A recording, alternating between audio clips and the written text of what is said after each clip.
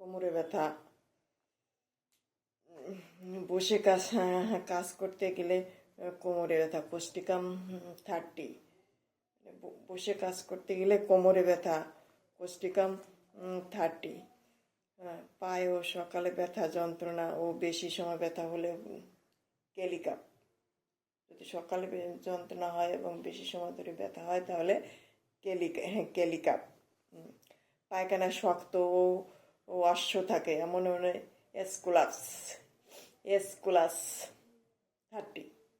দিনে 2-3 বার খেলে হবে। মানে পায়খানা যাতে শক্ত থাকে এবং অশ্ব থাকে, এসকুলাস হিপস 30। টান লেগে ব্যথা হলে রুটা 200। বসে থাকে বেশি বিছানায় শক্ত নাক্স ভূমিকা। যদি বিছানা শক্ত মনে হয় বসে থাকলে উঠতে সময় ব্যথা তাহলে নাক্স ভূমিকা। 3 সপ্তাহ খেলে কোমরে ব্যথা চলে যাবে। তারপরে যদি বাঁ সাইডে ব্যথা থাকে হার্নিকা, ডান সাইডে কোষ্ঠিকাম, লিডাম যদি 30 হবে না 200, লিডাম 200, রুটা 200। কিংবা উঠতে দাঁড়াইয়া বসে উঠতে গেলে যন্ত্রণা হয় সেক্ষেত্রে রাস্টাক 200। 2-3 দিন খেতে হবে।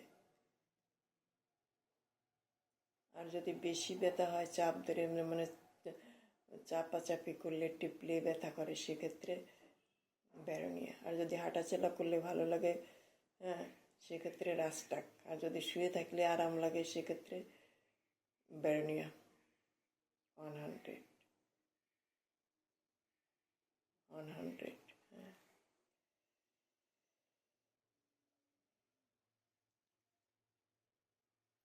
অ্যামিল ওষুধটি নাইট্রিক্স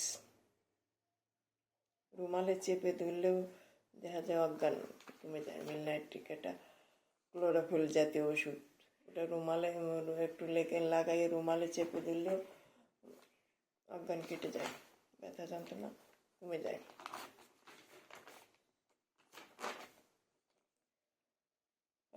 গুড়ালি ব্যথায়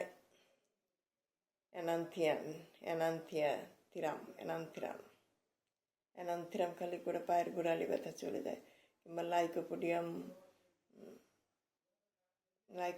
200, 30 পরে 200 খেলে গোড়ালি ব্যথা চলে যায়। লিডামে 200 চলে যায়। ভাইটোলেক্কাও 30 কিংবা 200 খেলে পরে পায়ের গোড়ালি ব্যথা চলে যায়। 3টে ওষুধ যে কোনো একটা, যদি যার গরম ভাত খেতে ভালো লাগে, গরম কোনো জিনিস খেতে ভালো লাগে, এবং সে বক্তৃতা দেয়, ভালো কথা বলে লোকের সামনে, তখন সে লাইকোপোডিয়াম 30 খেলে ব্যথা চলে যাবে। আর ফাইটোলেক্কা যদি গলায় ব্যথা থাকে, কানে ব্যথা থাকে, সেক্ষেত্রে পায়ের গোড়ালি ব্যথা চলে যাবে।